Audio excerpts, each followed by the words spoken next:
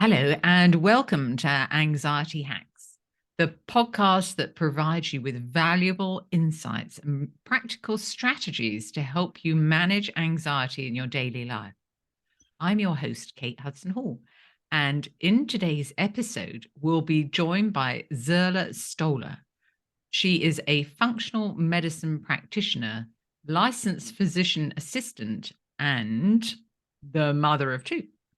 Zerla has had her own struggles with anxiety and unexplained symptoms, but through her journey, she discovered functional medicine, a root cause holistic approach to healing. As a certified functional medicine practitioner, Zerla helps busy women release anxiety, overwhelm, and disease in the body through functional lab testing, nervous system regulation, and a personalized health plan. So, in this episode, Zerla will share her personal experiences with anxiety and how she overcame them through functional medicine. She'll also provide us with insights into the different behaviors associated with anxiety and the holistic approaches that can help us manage them. So, if you're looking for a comprehensive approach to managing anxiety, this episode is for you. So, Zerla, welcome.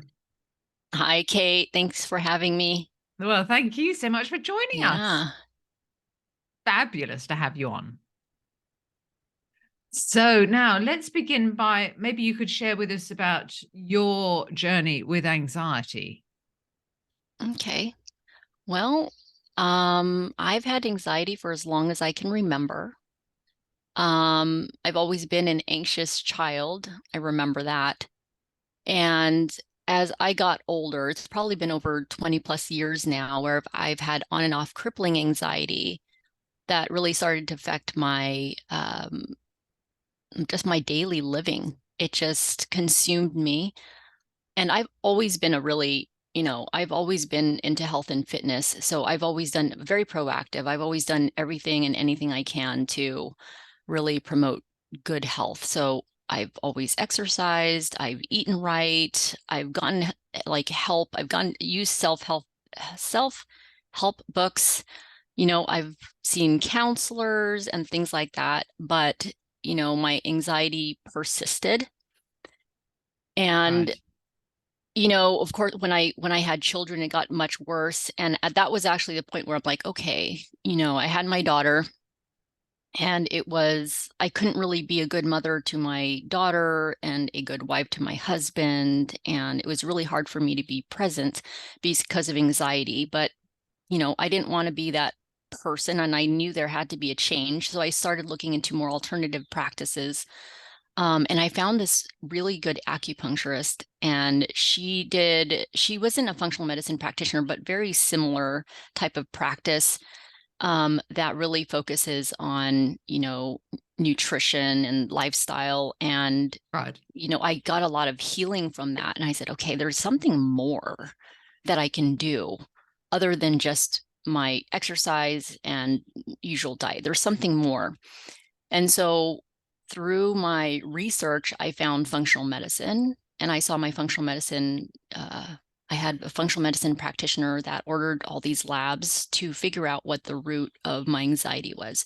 So, for you listeners, if you haven't heard of functional medicine is it's a system-based approach to healing the underlying root cause of health conditions, one of those being anxiety.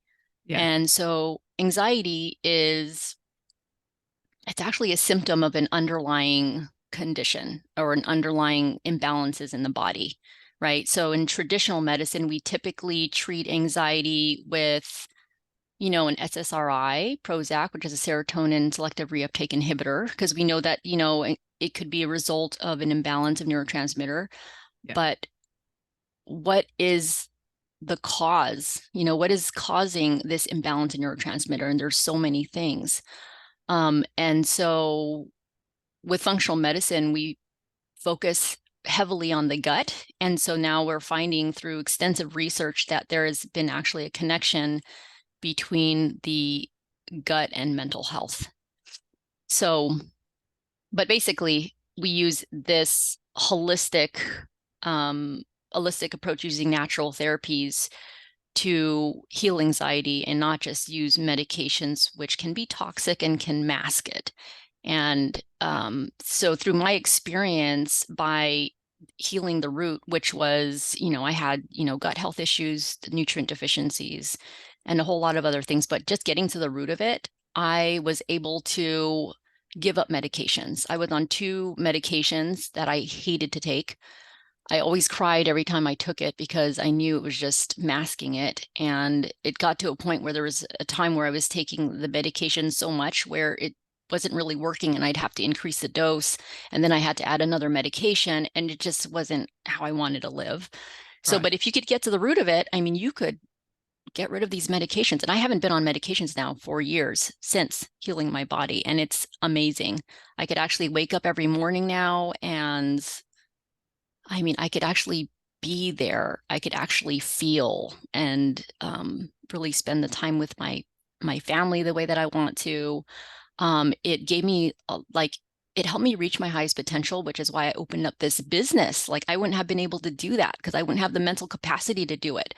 But I think, like, you know, being so clear-headed now and just feeling so good, I mean, you can really do anything. So, Zola, you no longer have any anxiety whatsoever? Well, it's we'll always have anxiety, right? But Yeah. there's, anxiety is healthy But I in mean, some you ways. no longer have any sort of added anxiety whatsoever than the norm if you're Oh, in a yeah, yeah, yeah. situation when you're No, going for an interview or right, right, right, right. Okay. right. So tell us, so how does it work then? So, if they are taking bloods and then they're doing their research, how can they identify specifically what the root cause is? Well, it's through, okay, so with functional medicine, we use functional labs. So they're advanced labs. Yeah. So they are not something that you find in the conventional medicine. Although, of course, the standard testing is always very important because sometimes you can find things in your standard basic labs, right? Like Yeah. a CBC. If you know what that complete blood count, you can find things in there like anemia. So a common cause of anxiety is, like, for example, iron deficiency, which is extremely common. That can actually cause anxiety, right? Because we need good circulation to the brain. So Yes. there's that. So you can find things in your basic labs, but of course, if it persists, there's other things that we could look for. So so for example, like going with the gut, because this is what I usually start with. There's a stool test that looks for, like, what we call dysbiosis. So in our gut we have we call it the gut microbiome, which is, there's good and bad bacteria. Mhm. And so it is shown that these bacteria it produces about 90% of our serotonin, 50% of dopamine, and also GABA. Right. So if our gut is impaired and our bacteria is unhappy, or we get rid of the good bacteria, we won't have these neurotransmitters, right? Yeah. Um, so going back, wait, so the gut and the brain, they're also connected, not just through the gut microbiome, but they're connected directly with the vagus nerve. So they communicate, yeah, through the vagus nerve and also through the good bacteria. Yeah. So the Yeah. vagus Yeah. nerve, yeah, it stretches from the brain down to the gut. The gut. Yeah, I'm already losing my thought. But anyways, For people with that don't have much good bacteria, one of the causes can be if they've been on antibiotics, can't it? right, right. That's quite that takes a Yeah. big toll, doesn't it? Yeah, so there's also diet too. Yeah. So gluten and dairy and sugar can be very pro-inflammatory. So that can actually cause a lot of inflammation in the gut and disrupting the barrier or the gut lining. So the gut lining is made of a single layer of cells. Right. And so when you get a break or a gap in those cells, we call it, gut permeability. Once it becomes permeable, now when you're eating foods, the undigested proteins, food particles can actually get through those little gaps and into your bloodstream and cause an immune response. And it can, it can go to the brain, it can affect your hormones and things like that, and cause just widespread inflammation, which can lead to brain issues like anxiety, brain fog, Right. things like that, So if fatigue. somebody came to see you, Zola, so Mm-hmm. if they came to see you to to have some help, um, what would you suggest to them? If they came to see me for help, Yeah, what would be the first um, thing that you would do? so the first thing I would do is I always look at what they're eating. So Yeah. that's huge. That could probably make the biggest difference, and you could notice a change within days. So I usually look at what they're eating, and most of the time it's always junk, right? Right. It's like, oh, I have coffee first thing in the morning, which is the worst thing that you could possibly do for someone with anxiety, right? Because we Yeah. know that coffee is a stimulant.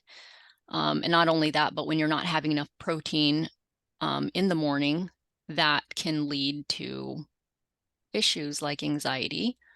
Right. Um, so if they're not eating enough, because the nutrients that we get from our food is needed for neurotransmitter production.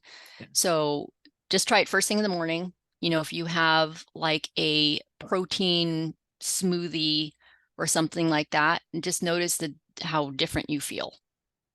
Yeah. So that, and there are like 7 foods that I always say eliminate, which are very high inflammatory foods. So you can try this. You can try it for 7 to 10 days and see how your mood feels. And so Mm. that is dairy, gluten, sugar, corn, soy, peanuts, and there's one other thing that you can try elimination diet. But the big ones are really it's gluten, dairy, and sugar. So if Right. you just eliminate those things in your diet, just see how you feel, because you may have a gluten sensitivity that you are not aware that you have. And that was one thing that I had. I had no idea Yeah. that I had a gluten sensitivity. And And I as think soon as that's I quite saw, common, isn't it? it's extremely common. From what I know, Yeah. which is not very Yeah. much, but I think that is quite common. It's quite common. Yeah. I mean, Mm. it changed. I mean, some people always say it's gluten, like my parents will say, you know, why, everyone says gluten, gluten. I said, well, gluten is different now than it was 50 years ago. It's Yeah. different now. Yeah. It's like they Processed. hybridized it, and so it changed the structure of the protein. And so now it becomes more immune reactive. And then there's these people, and it's just causing so much inflammation. Yeah. Yeah. So, Ah, so okay. that, yeah. Right.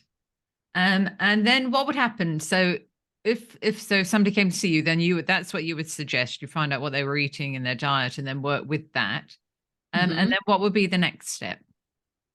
Okay. So you start with the diet, and then depending on their symptoms, because everyone's a little different. So I'll have like a lot of women with hormonal issues. So then there's that. So then I'll think about, okay, then, while I'm focusing on, working on the gut, then I'll look into other things that they might have. So hormonal issues is like, can also cause, anxiety along Yeah. with other symptoms. So there's that. So I'll do testing for that. And, of course, the hormone tests that we do is different than the traditional test, which is a blood test.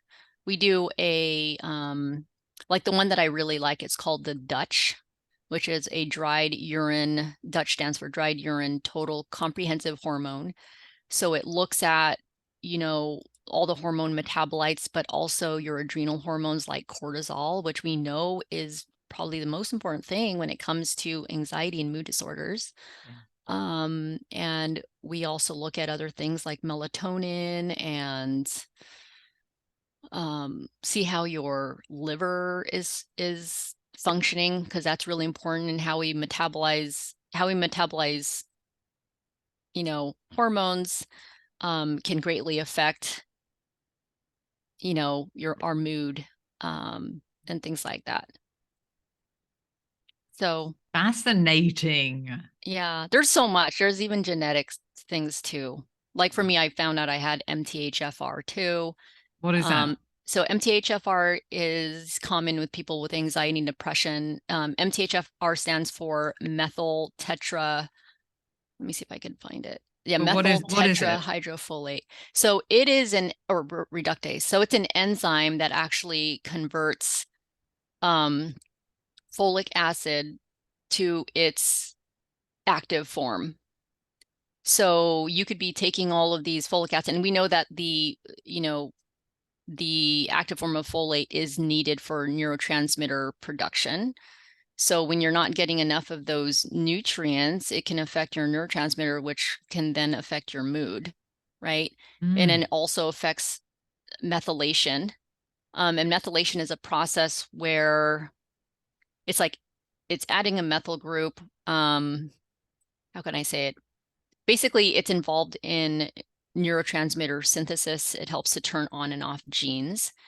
So that could be part of it, but it's not the only reason. There's like so many factors. It's always anxiety and mood issues. There's always multiple factors that cause it. And you just kind of have to find all the pieces of the puzzle and put it together. And so once you address all of it, yeah. So Zola, so if somebody came to see you, and then you did the blood tests, and then they changed their diet, then what would happen? They changed their diet. So say if they cut out gluten and sugar, and then they found that helped to reduce their anxiety, is there anything else that you would suggest, or you would have them, sort of stay focused on that path? Well, I actually make sure that each system is running. So when anxiety, you want to look at, gut is part of it. So the microbiome. You also want to look at their what is it?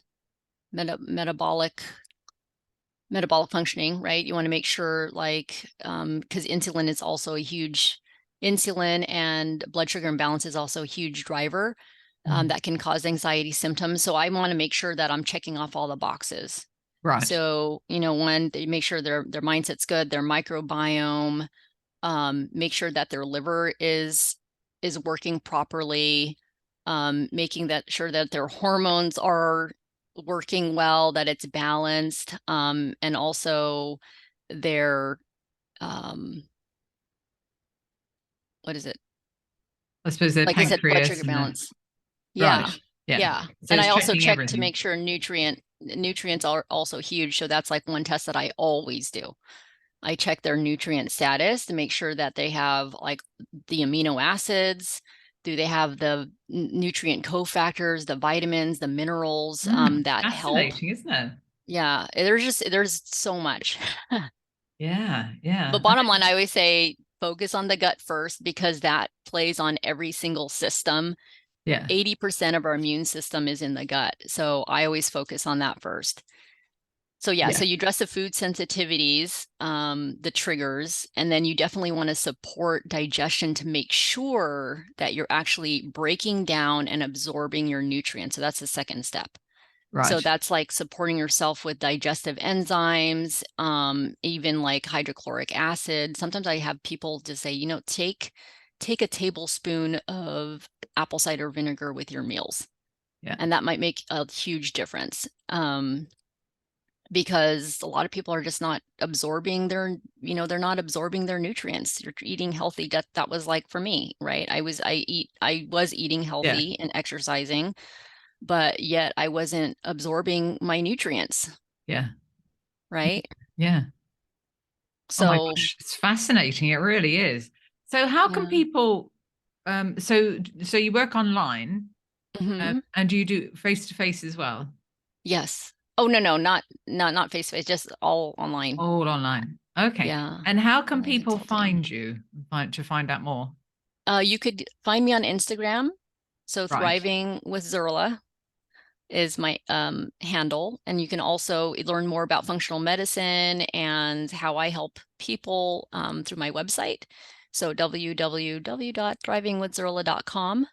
Right. And those for you that are listening, I do have a freebie on my website that would be really helpful. It's the ultimate guide to the anti-inflammatory diet, and that's always a great start. That you'll notice a huge change in your mood with that.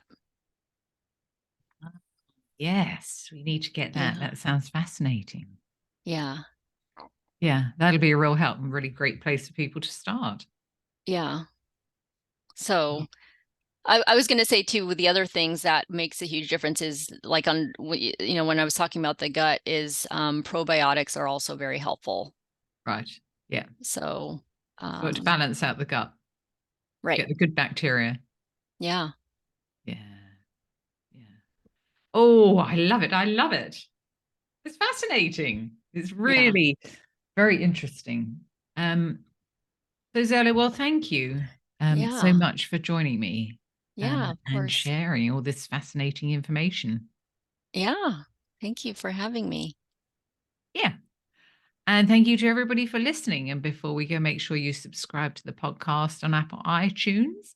And so also, if you get a moment, if you could leave us a review, that would be fantastic. So thank you, everybody. And I look forward to speaking to you in the next episode.